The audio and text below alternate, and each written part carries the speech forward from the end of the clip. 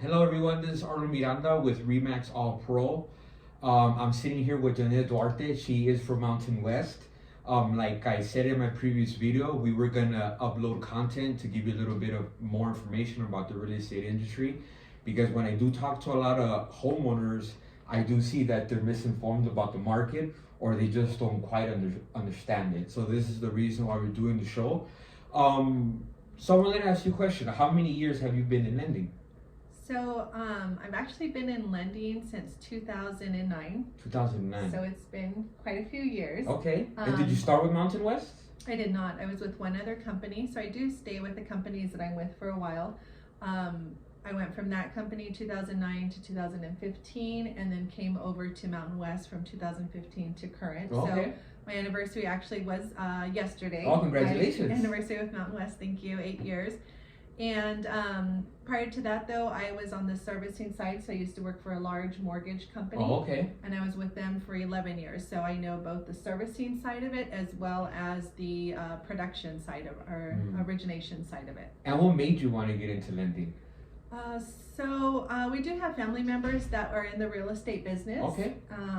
And I just thought that it would be good for myself to get into it as well. At that time, we had two little ones, and it is hard to work a corporate job. Was a manager for about 150 employees, and so my little one had just turned 3. My second one, and she wanted to be involved in gymnastics, and it's hard to ask for days off and leave early. So I thought, what better way than to become self-employed and be able to have my own schedules and be with my kids whenever I needed to be. And of course I wanted to be the PTA mom and do all of that. So that's what great. made me get into that lending. Yes. The reason that I got into real estate, it's funny. Your husband, Oscar Duarte. I remember when he would come over to the house, like everyone would always treat him different, and he would have these certain mannerisms. And the way he would walk, the way he would talk, like I noticed that my family would give him a certain respect. And when my mom would talk about him, it was like glowingly. And then I was actually gonna get in it years ago, but I ended up taking a different route. But and I remember my cousin, he's the most successful person in the family. So I thought, well, he's the most successful person in the family. Everyone treats him different. And just the way that he carries himself is something that I said, hey, that's something that I want to do. And now that I'm working under him and he's my mentor, it's hard to get to that level. I realize, and now when I work with him, he's like, no. But that's one of the reasons. And I've always real estate. I've always liked to help people. And I noticed that when I speak to clients, they just have a misunderstanding about what a realtor does, and they think of us as we're a car salesman. Right. So I would say my reason would be my cousin. That's what really motivated me to get into the business. Nice. Yes. And now I'm going to talk about the listings in the Antelope Valley. So what I wanted to do, I'm a licensed agent in all of California, and she's also a licensed throughout California, correct? Yeah, so we're in the Antelope Valley, so we wanted to focus just on the Antelope Valley. And just to give you guys a few numbers, we have, as far as new listings, we have 179 new listings. We have 18 that are active on their contract. We have 11 canceled. There's 44 that's back on the market. There's 131 closed, and there's 35 that are expired.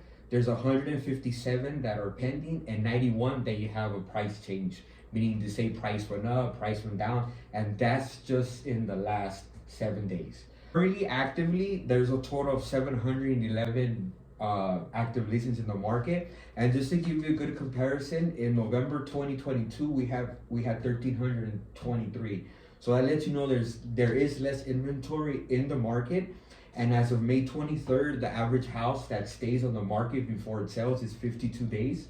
In February this year, it was at 75 days. So we'll stay a little bit longer. And if you go back to June of 2022, we had 25 days where you put your house on the market and 25 days later, the house sells. Right. And as you can see, the market does change. It goes up, it goes down. So what I wanted to ask you is, what are the current rates at the moment? So right now, just to kind of go over a little bit of the rates, I did base this on a $500,000 purchase price just to get an idea. Okay. Because interest rates do, are affected by the loan amount, the amount that they're putting down, and credit scores. So I based it on a $500,000 purchase price, and right now a conventional with 5% down is running about 7%. And then USDA, which is, for those that are not familiar, a USDA loan program is for rural housing. So out here in the Antelope Valley, that would be anything that's outside of our city limits. So City of Lancaster, City of Palmdale are excluded. And then as you start to get outside into the rural areas, so like California City, Mojave, Rosemont, Tehachapi, Little Rock, Lake LA, Lake Hughes, Lake Elizabeth, all of those do qualify for the rural housing. So on that, interest rate is running about 6.5% today. And then VA and FHA, which are both government financing, are running about 6.75. And when you're talking to people, do you advise them on what loan they should get? So what I like to do is when I'm interviewing a client, and I call it interviewing because I take all of their information and I present them with all of the scenarios that they would qualify for. So let's just say they're looking in the city of Lancaster, then I'm not going to provide them with a USDA scenario.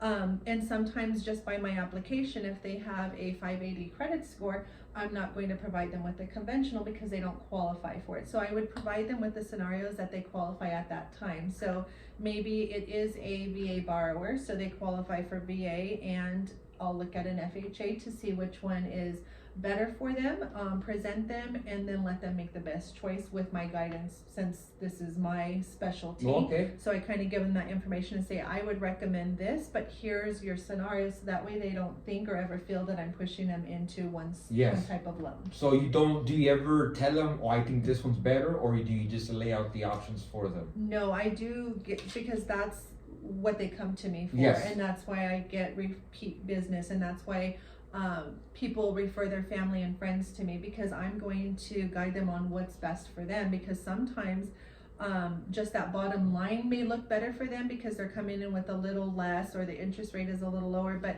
I'll go into it and explain, like, okay, this conventional 5% is actually better than the FHA because the PMI will eventually fall off when they have some equity, where the FHA they'd have to refinance.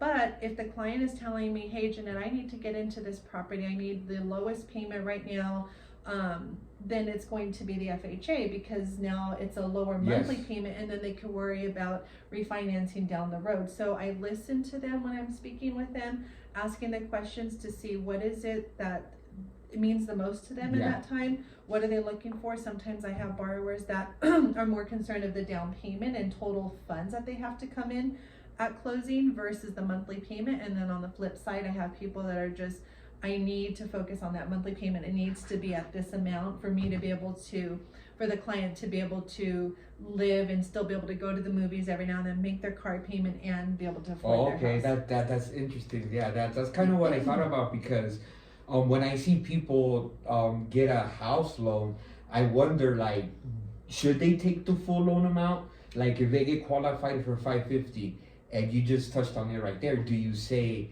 hey, take the 550, or do you say, hey, if you take 525, you have a little bit more wiggle room? Or do you even suggest that? Well, so normally when I qualify them, I leave a little bit of a cushion, because anybody that's familiar with our Antelope Valley, we have some additional possible items that would cause the monthly payment to go up. So for instance, solar. So if there's solar on the property and there's a monthly payment, I'm gonna have to include that in the overall debt to income. So that's gonna cause their qualification to drop. If it has monthly HOA, which is a homeowners association, which is most likely on condos or townhouses or PUDs, which are planned unit developments, they'll sometimes have HOA fees as well. And we have something out here that's called Mello-Roos, which is a higher tax rate, which the builders took out for the infrastructure, and it's actually assessed into the property taxes. So if I qualified somebody at, let's say, 500,000, and it's completely maxed out for that, let's say an FHA loan, and then they find a house that they love and they send us the contract and now there's solar on it, then I'm gonna have to say, you don't qualify for that property because the solar payment puts you over. Or we start looking at, okay, do you have a liability that you could pay off to make those debt to income ratios go back in line? So I like to qualify my clients with a little pad, so that way when they find that house that they love and there happens to be HOA or there happens to be solar, that they can still qualify for that house.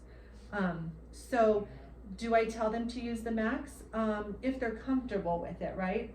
If they're comfortable, so let's just say they do find the house and it has solar and it puts them to their 500, if they're comfortable with that payment, because what happens is as a lender, we qualify them on their gross income, not net income. So prior to any deductions, if they're pulling out for 401k, if they're pulling out for any medical, dental, any of those benefits, I'm using that higher amount to qualify them. But at the end of the day, they only bring in X amount. So they have to know that they're going to be comfortable. Now, I try and guide them and say, okay, are you guys going to be good with this payment? And then there's sometimes where you have two incomes, but maybe that other income can't qualify. So maybe let's just say it's husband and wife or boyfriend, girlfriend type thing, and only one of them is qualifying, but we know they have that second set of income, we just can't bring it in. Then all day long, they're going to be comfortable. It can't be brought into the equation, but they have that extra income. Yeah, and the reason I asked that, because when I remember when I was studying for my real estate exam, I had a friend that did want to get qualified, and it was FHA 3.5%. And he said something really interesting to me when he bought the house. He's like, hey Arlo, guess what? I had X amount of dollars in my bank account, and now I'm broke again. And I go, now I'm back to living check to check. And there's where it dawned on me there that, and that's why I wanted to do the channel to help people, because me just studying, the first thing that hit me was, I'm not a lender and that's not my expertise, but I thought I wouldn't have never advised you to take the full loan amount. I believe his loan was 525 and he took the whole thing. And you get so excited that you're getting your first house, you're buying your first house, and then when he bought it, the next day he goes, hey Arlo, guess what? There's nothing in my bank account, and I'm back living check to check. Luckily he bought in 2020 when the market was booming and he got the equity back. But that's something that always stuck with me to this day, is that did the lender inform him, hey, when you buy at the full, you go from, you took you this long to save money and now you're living check to check. And that's something that people never take into consideration, that hey, you're gonna be broke the next day and you're gonna be living check to check. So that's why I asked you that question. And they have to decide that for themselves, right? Because you'll know as a person, I'll know my finances, and can I cut out something? I always tell them when they say, can I afford this? On paper you can, but you have to decide, can you afford that? Because when I look at their bank statements and somebody goes to Starbucks every day and people go out to dinner, every weekend, you think, okay, let's correlate that to the monthly payment. If your monthly rent is $2,500 a month and now your mortgage is $3,000 a month, are you going to be able to cover that gap? Are you going to be able to stop doing this and not go out to eat? And if you truly enjoy doing these things, then that's not the budget for you, right? Let's bring that purchase price down. So then that way you're at, okay, now we're at $2,600 a month. Is that a little more comfortable? Yes. All right, we won't go out to dinner one time per month. We all know you go out to dinner, it's a couple and you have a couple drinks and some food and you're at $150 for dinner, right? So then that can cover that difference. So the person themselves have to know, can I make cuts for this? And do I want to be able to still do things? Because you can't have it all and the house, you have to make some adjustments. And normally what I see is I have clients that qualify for $700,000 and they're more conservative and they want their payment here at $500,000 because they know I don't want to live paycheck to paycheck. I want to be able to still do things on the weekends. I want to be able to go to the movies. I want to be able to buy my kids something. So they're up here and they'll bring their qualification down themselves because they know this is where I'm comfortably. And then I have the flip side of it where I have the clients that barely were struggling to get them to qualify for this and they want even more. Wow. And I tell them, if I'm saying you qualify for this, how are you gonna be able to afford that payment? Now, if the situation changes where they say, well, Jeanette, I have a business on the side that I don't report. Okay. And I have income coming in, then that makes sense. Then you're more comfortable as a lender to say, okay, then you have X amount coming in per month. It's not reported on tax return, so I can't include it, but you know they're gonna have some cushion.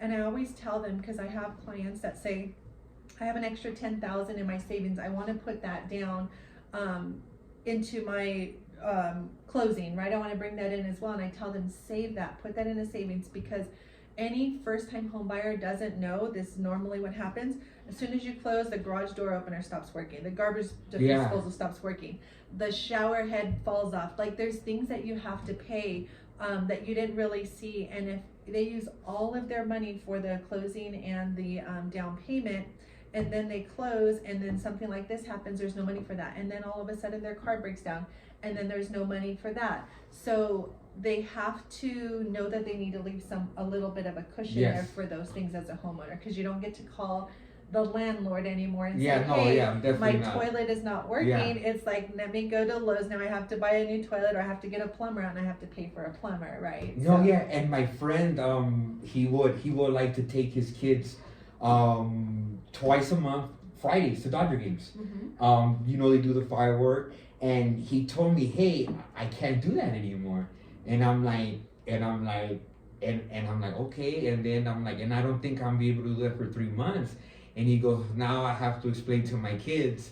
I traded the fun stuff for the house, and kids don't understand that, right? They're gonna want the fun stuff with the house, and therefore I knew that, okay, I can do this, because me that was barely studying was able to catch that. And I think there's where people misunderstand what we do, because when he got, and he the key thing is, he told me, hey, if the lender would have gave me those options or showed that to me, I would not have took the full price loan. And I go, okay. And then, I mean, I don't know where he got the loan at the time, but just judging by what he was telling me, he was never given that option. They never said, hey, do you still want to live comfortably? They said, this is the max price. And he was never explained, like, hey, you're not going to have any money in your bank, right? Everything you work for, it's over with. And you can no longer have family nights. And then I remember talking to him 2-3 months later, and I was like, how's it going? I was like, we love the house. The kids love the house until it's Friday night, and we have to watch the games at home, and we could no longer travel because the house is in Phelan. So Phelan to LA, that's a lot of gas, and then you gotta pay for parking. So there's and that's where I feel like people misunderstand us, what we do, that we're here to help you. Like, we're not trying to just buy, sell. No, that's not, and that's not the way it works. So that's why I like working with you, because I know that you go over all those options to them and you explain it to them. But that's something that always hit me in the head. It's like, wow, like he just literally said, hey, I'm broke now. And I was like, I have this much and I have nothing, and I'm living check to check. And he's like, well, I guess I have a house, right? And that's something that, and at the end of the day, it's the borrower's choice and priorities. Like, do I want this or do I want this? And it's for them to decide and choose. Because at the end of the day, I know, can I afford a $3,000 mortgage payment, or is that going to put me in a bind? Should I stay at $2,500? But of course, that means if I choose to go lower in a monthly payment, I'm at a lower purchase price. And then we hear also, but then there's nothing out there for that purchase price that I like. Well, then you have to choose. Do you really like this house because you're going to be stuck at that house a lot longer? You're not going to be doing these extra events. Or are you okay with this other house, and it leaves you room in order to do additional stuff with the family? And that's when it hit me then, like, someone that gives you a loan is not your financial advisor. Their job is to, hey, this is the loan, and are you gonna take it or not, right? And and when do you think is the best time to speak with a lender? So I always recommend to my clients that they should always start about 6 months in advance. And some people think that that's too far ahead, but the way I look at it is, most people come to me either, hey Jeanette, I found this house, I need to get qualified.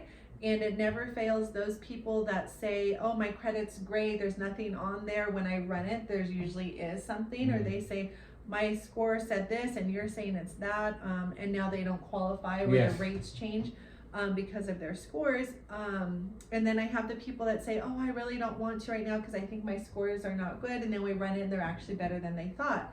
So I've had it flip on either side.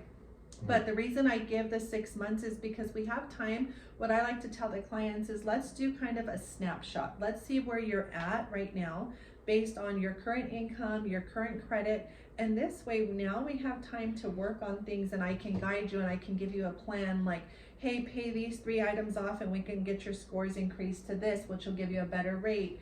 Or it could even open another program for them. So it gives us time for them to do any changes or adjustments Yes. before we get to the point where they're really looking to qualify. Yeah, and I have it all the time. Like people think people ask me lender questions, right? You always think, hey, what do I need? And I explain to them like, okay, you know what, you need to speak with a lender, you need to speak with a lender. But it happens all the time that people mistake me for a lender, and they want to ask me all the lender questions, but when I say, hey, why don't you speak with your Antarctic? It's always, no, I don't want to do that. And it's like, okay, but people always do that. Like, they want to ask me what the qualifications are, Right. but I always tell them, my job is to show you houses and find you houses. Like, can I know if you're qualified by what you tell me? Yes, I do. But at the same time, I'm not a professional. And I go back to what my friend's situation. I can't explain those things to you. I can't explain the scenarios. That's totally not my job. You know, that You're staying in your lane and I'm staying in my lane. I stay in my lane, right? And what does it take to get qualified? So it's a lot of different things to get qualified. Depends on the programs that they're looking to, but the main things we're looking for, of course, is the credit scores. And that's usually a hesitation for people to get qualified. So each loan program will have its own credit score minimums. So for example, conventional is 620 minimum to do a conventional loan.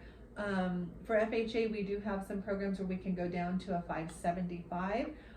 For FHA. For FHA, but of course there's overlays on top of that. And what I mean by overlays is you have your regular FHA guidelines that say, okay, we need this and we need that, we need this and we need that. Well, once you start to get to a lower credit score like that, we tack on additional guidelines, like you need to have 2 months reserves in the bank or in a retirement account to fall back on.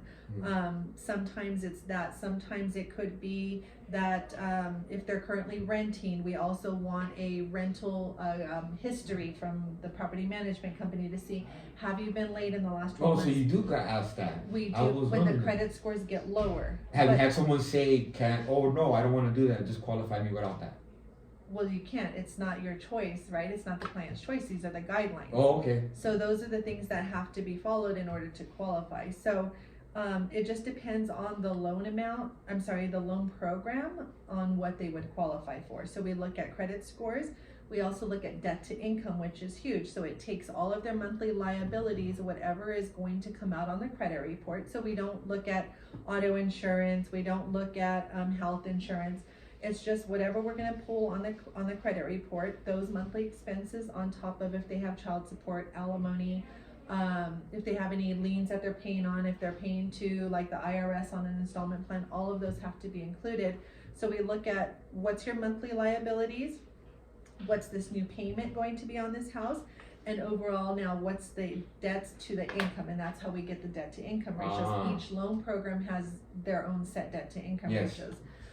So we're looking at debt to income, we're looking at credit, we're also looking at employment. Like you do have to be employed to purchase, and the only exclusions to that would be if you're on a permanent disability or you're retired and you're getting income from a pension or Social Security, then we can use those sources of income. So employment, income, debt, and credit scores are going to be your main meat of the qualification. Okay. And then of course there's little stuff in between here and there for each of the different little And when when they come to you, they need is it 2 paycheck stubs or 4? It depends on the loan program. So, and then there's ways now where we can actually validate it through systems. So when we do our online applications and plug everything in, or the client completes the application, we'll put in there that they authorize for us to do what we call like an employment hit. And if we get a hit automated, then we don't even need any pay stubs, or we don't need any W-2s, because we've gotten a direct validation of the income that they're reporting. Otherwise, for the most part, most loan programs will want us to look at 30 days recent pay stubs. So it's not necessarily 2, because if they work for like the state, they only get paid once a month. Some teachers only get paid once a month. So then we only need 1 pay stub because it covers a 30-day period. And if it was weekly, you would need 4 check stubs. So a lot of our big aerospace, Antelope Valley, we're known for aerospace up here. We have Lockheed, Northrop, Edwards, and most of like your bigger Lockheed, Northrop, they do get paid weekly. So when we're qualifying one of them, I already know, right? Here's where they work. Hey, I need 4 paycheck stubs. I'm not asking when I'm interviewing, because I've been doing this for so long, and I'm interviewing and they work for the school district. I'm saying, please give me your most recent pay stub. I'm not asking them for 2, because I know they get paid monthly. Now, if it's a private charter type school, then I'll ask, because their payroll may be different. The reason a public school is because they work for the state and they get paid monthly. So I know, depending on where they're working, I already pretty much know how many pay stubs I need to ask them for. And it's it's 2 years of tax returns. Well, so tax returns aren't necessary. Mainly they're necessary if you're a self-employed borrower. But if you're a W-2 borrower, then we're just going to get the W-2s. We don't need the tax returns. And the reason we need the tax returns for a self-employed borrower is because we need to see that Schedule C, which is what shows their profit and losses for their actual business. And then we're going to only use their profit to be able to qualify them. However, we do need tax returns for certain programs. So your regular, when I say your regular conventional FHA, USDA, VA, we don't normally need any tax returns, but when you start getting into any specialty programs like down payment assistance programs, they require the tax returns to be put in there. So then we're going to require them for the file, because they're required by the program administrator and not by our company in order to qualify them. Okay, and usually how much, I know when you have an FHA, it's 3.5%. For the down payment. For the down payment. Correct. And when it comes to conventional, is it only 5%, or can you go 3.5? Because I've seen on some that you can do conventional 3.5%, but no one ever talks about that. Well, so conventional you can actually do 3%, but it's only for first-time homebuyers, which means you haven't owned in the last 3 years. So if you have not owned in the last 3 years, you're qualified as a first-time homebuyer, you can put 3% down. Is the minimum. So if you want to put 3.5, you could put 3.5. If you want to put 4, you could put 4. 3.5 would be the minimum on a first-time home buyer. If you're not a first-time home buyer, then the minimum would be a 5% down conventional. Okay. Then that would be your minimum, and you can go from 5% all the way up to 90% if you wanted to put that as your down payment on a conventional loan. And if you were an investor, how much is your down payment then? So as an investment property, there's different options. There's some where you can go 15% down. It's all going to depend on the interest rate that you're going to get and the cost for that rate. So right now, if an investor chose to put 15% down, and that interest rate is going to be high and the cost for that rate is going to be high. Even at 20% right now is still a point where they're going to have a higher rate, higher cost. When you get into about 25% down for an investment property is when you start to see those rates and the costs go down a little bit and make it a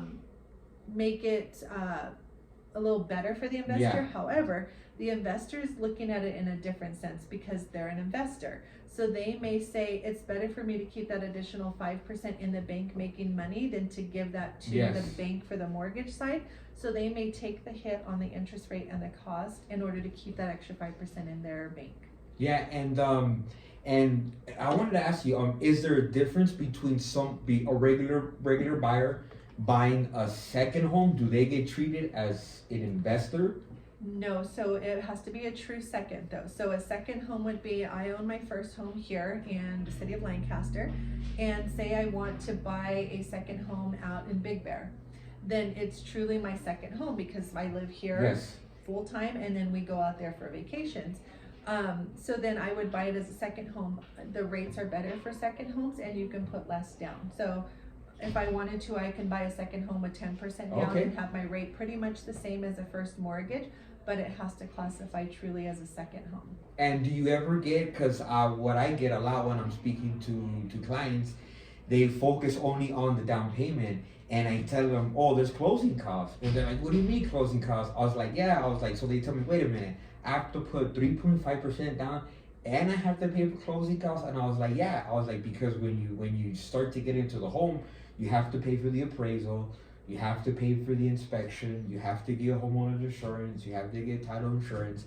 So when you're qualifying a buyer and you tell them all of that, what's the reaction when you say, now this is the closing cost? And how much typically is closing costs in Antelope Valley? It's not dependent upon the valley or the city, so I wouldn't be able to give you an actual amount because it's based on the purchase price and the loan amounts. Oh, okay. So title insurance is based on that. Escrow will have escrow fees based on purchase price. Taxes is based on purchase price, so it varies depending on the purchase price that they're actually buying. So escrow will have their own set fees, title will have their own set fees, and then lenders have fees. So like with us at Mountain West Financial, we don't charge an origination fee. We charge a processing and an underwriting fee, which is very customary. And then a lot of lenders do charge origination fees. And what is an origination fee? Just a fee that they charge for originating that loan. And they're allowed to, by law in California, to charge up to 3% of that loan amount. So it could be pretty hefty if you have a, say $500,000 house. That's going to be $15,000 that would be tacked on. It would be part of that closing cost, along with your escrow fees, your title fees, your taxes, your insurance, your recording fees, as you go down the whole list of appraisals. So it does vary based on the purchase price, but yes. So we do get people that say, I saw advertising that I can get in with just 3.5%. Yeah, I've seen that. Correct. So you see those can, everywhere. If one, you're doing a down payment assistance program, if you qualify for it, to pick up that difference. Which even then, there's usually no programs that cover everything, so you're still going to come out with some. Or if the seller is willing to pay for your closing cost. And then we just have to be careful because each loan type, there's a limit on how much the seller can actually contribute as concessions to help pay for the closing cost. And so it just depends on the market, right? So people got used to the market prior to the last market we just got out of, where sellers were paying closing costs because it was a buyer's market. Then we went into an extreme seller's market where we were having multiple offers on every property. Not one seller was paying closing costs. The buyers were actually paying more than what the houses were appraising for. And now we're in a different market than that. However, it still hasn't converted to a seller's market completely. As you stated in the inventory, we still have low inventory out here in the Antelope Valley and in a lot of areas in California, which means that you have sellers that still have the upper side of not having to pay closing costs and still being able to sell their house, which means that if the seller is not willing to help contribute towards the buyer's closing costs, then the buyer is going to need to pay their own closing costs. So when we go down and break the number out for them and say, okay, here's your purchase price, here's 3.5% down, and then here's the closing cost. Here's your total estimated closing that you're gonna need to come in with. And I like to qualify them and make sure I document that we have enough to cover this. Now, if the seller is willing to help with that, so if an agent, you write an offer and you're able to get the seller to help contribute $10,000 towards that, then all that more grateful for that buyer, right? Because now their bottom number is less, they're gonna keep $10,000 more in their bank. But at least when I qualified them, they went into it worst case scenario, and everything just got better if they're able to get somebody to contribute to help them with that. Yeah, and another thing that I get a lot is people ask me, oh, what's an appraisal? And I tell them, like, if someone is listing a home, and let's say for instance it's 500, the lender bank still has to send someone to verify that the house is what it is. And I tell someone, if the listing price is 500,000 and the bank comes in and says, hey, it's 480, and I go, that means that you would need to come out $20,000 from your pocket to give to the bank. Mm-hmm. And that's what I tell people, and they don't understand that. So you as a lender, do you have a certain appraisal that you work with? So we have a pool of appraisers. As a lender, as a loan officer myself, I don't get to choose who the appraiser is. Okay. So we use an AMC, which is a third party, to be able to, let's say I get a executed contract from a client, and now we disclose on the phone, we're gonna order that appraisal. We submit our appraisal request after they make that payment, and then they choose the appraiser that's on a wheel, a group of appraisers, so that way I'm not requesting for one particular appraiser to do this property. Okay. So they Yeah. go on rotation of, okay, this appraiser, now the next one, the next one, the next one, so that way it goes kind of like a round robin on who gets assigned that appraisal. And do they work for Mountain West? They do not. Appraisers don't work for any lender. They're their own, and then the AMC, the third party, sends the request out to them, and they can accept that request, and then they go and do it. They're their own company, the appraisers. Oh, Then they okay. submit the report to the AMC, and then the AMC gets it over to us to say, okay, the appraisal's complete, the inspection and the report, here it is. And then we review the appraisal. Okay, yeah, because I was under the impression when I first started, and a lot of people are, that when I talk to people, they're like, yeah, but I'm pretty sure a bank or lender has an appraisal that they work with all the time, and I'm like, no, it doesn't work like that. And I'm like you said, it's a wheel, and you get a different It's person. consistent. So let's say on this wheel, we might have 10 appraisers.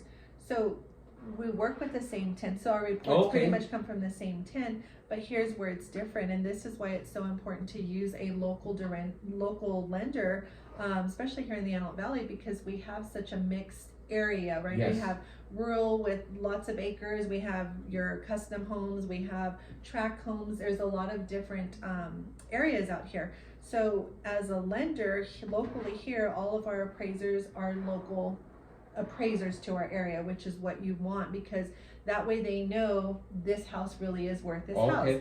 Now, if you as a real estate agent have a client that is qualified with another lender and they choose not to work with us here at Mountain West, then that lender, let's just say for example it's an online lender. Well, that online lender appraiser that they request comes from a pool of appraisers. That appraiser could be driving up from, let's say, Long Beach to come up and appraise a property over here, because that's a lender on their group of pool of appraisers. Well, that appraiser from Long Beach does not know the Antelope Valley, does not know the Antelope Valley, doesn't know the difference between our different housing areas. So they will appraise those properties, and a lot of times we see those properties, you as an agent are gonna see those properties come in low because they don't know the area. So that's why it's important you work with a local lender, because the appraiser is going to be from the local area as well. Yeah, and recently when I was doing the open house, one of the agents that was showing the house, she was coming from, I believe, San Dimas, and she was using a lender out there. And I told her, if you're gonna be, doing business in Antelope Valley, then you should choose one here. And I tell her, because if you're in San Dimas, you're in the city, there is no rural area. And when you come to Lancaster, like you said, you have land, and you have just different things. And so have you ever been working on a loan? So we work on the loan today, you're not gonna get the same appraisal the next loan, does it? It varies. Usually not, because they're going on a wheel basically. So if I get one appraiser on this file, then my next file is a different appraiser, the next file. But it will be an appraiser that I have already worked with before, or received a report, because they're on our wheel and our pool of appraisers. Okay. And the last topic that I want to talk about, which is one of my favorite ones, and I think we touched on it earlier. Why are people so scared to talk to a lender? Because I have people that come up to me and ask me so many questions, right? And they're like, hey, this and that. And I say, hey, you know what? You need to speak to a lender. And I go, I know one, Jeanette West. And they automatically, oh, no, fine, I don't want to buy. And I'm like, okay. I'm like, hold on. I'm like, I'm not telling you have to buy.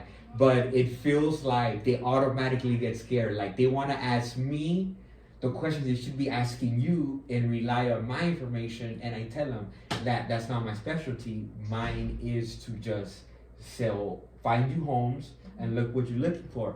But that question, I even almost kind of laugh in my head and I know it's gonna come. When they're asking me all this question, I say, hey, you need to speak to a lender.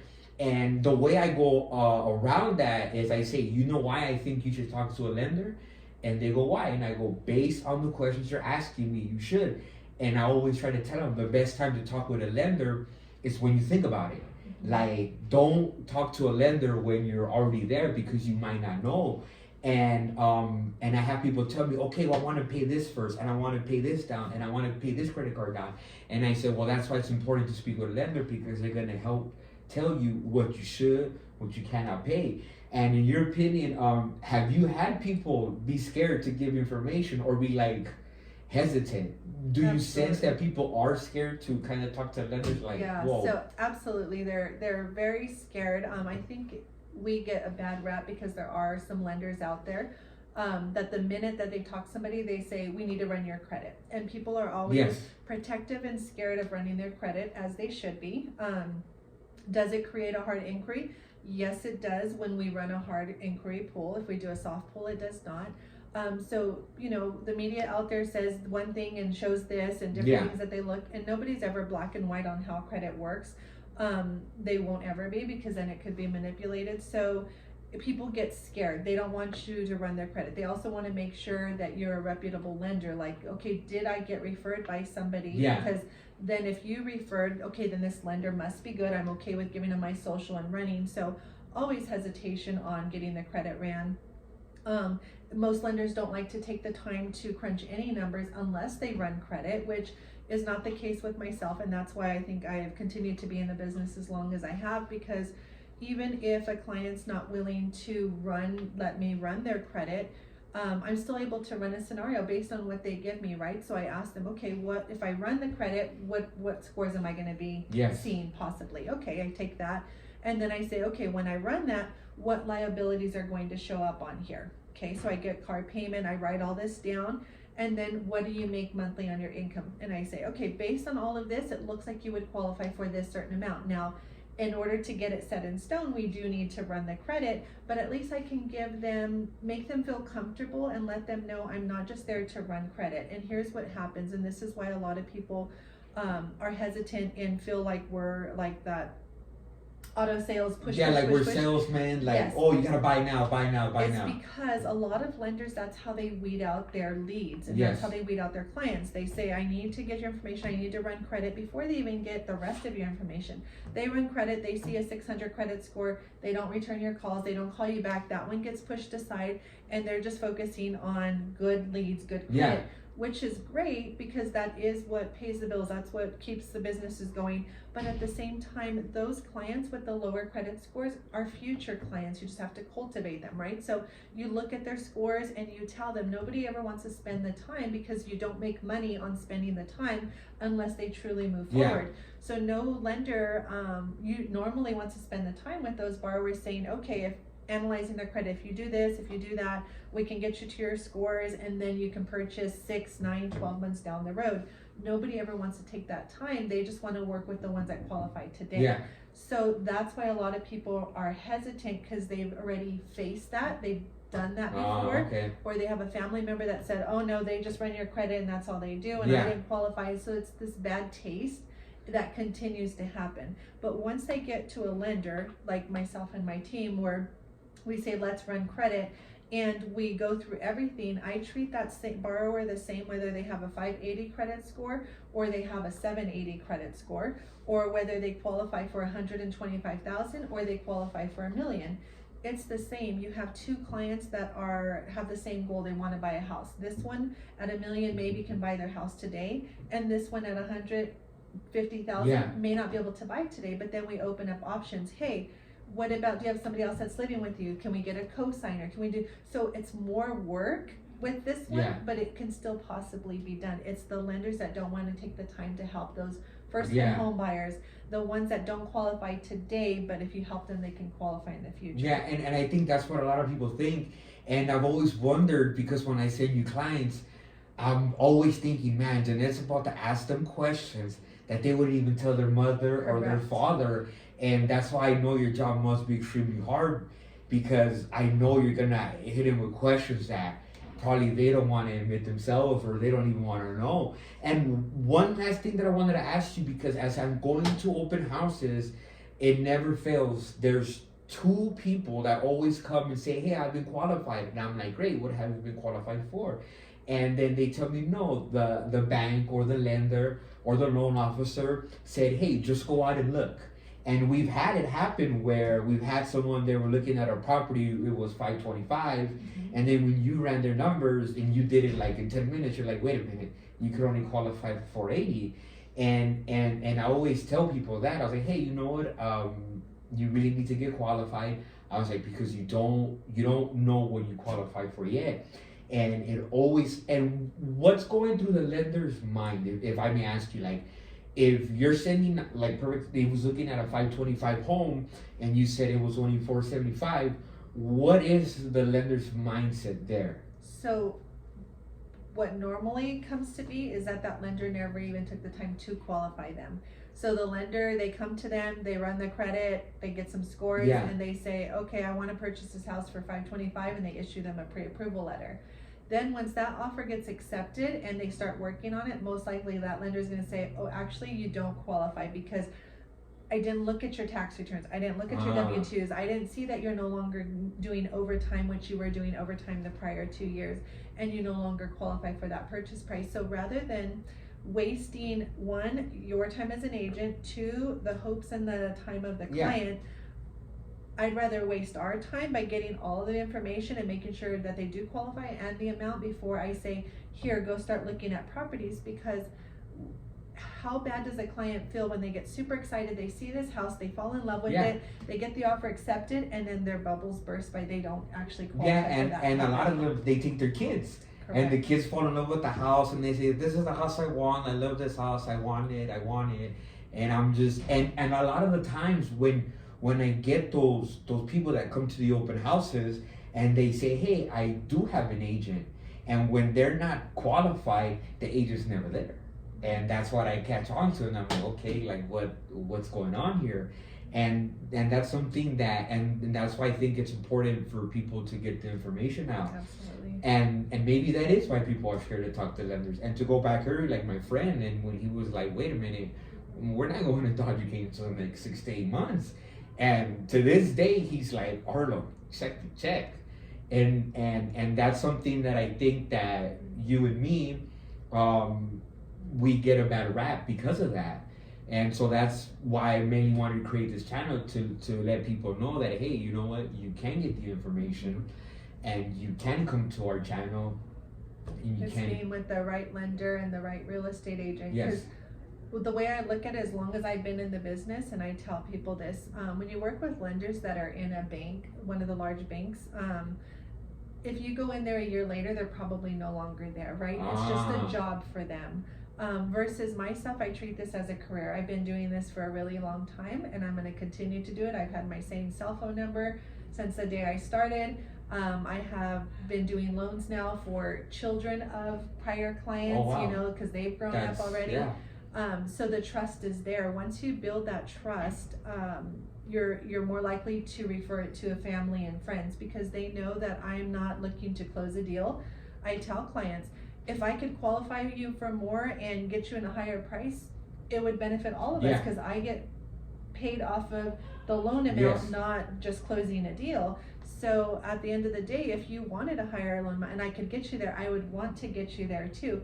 But I'm not in the business for that. I'm in the business to say, here's what you qualify for.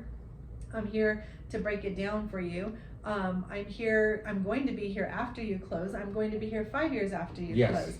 And I have clients that return to me for their next house purchase or to do a home equity line of credit or to do a cash out refi because they'll call and say, hey, Jeanette, we've gotten ourselves into a mess. We have these credit cards. What do you think is the best? Should I do a HELOC? Should I do this?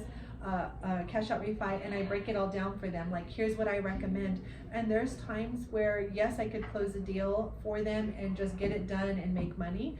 But I recommend to them, this doesn't make sense for you. It makes sense to go and maybe do a personal loan, or I'll give them what makes sense for them and their family, not for my pocket. And I think Okay. that's why I've been around for as long as I've been around. Okay, great. Well, that was the end of the first show. I'm Arlo Miranda with Remax All Pro. This And is Jeanette with Mountain West Financial. Yes, we look forward to uploading more videos. And if you have any questions, any comments, or you're looking to get qualified, go ahead and leave it in the comments. Other than that, thank you very much. It was an honor to let us speak to you.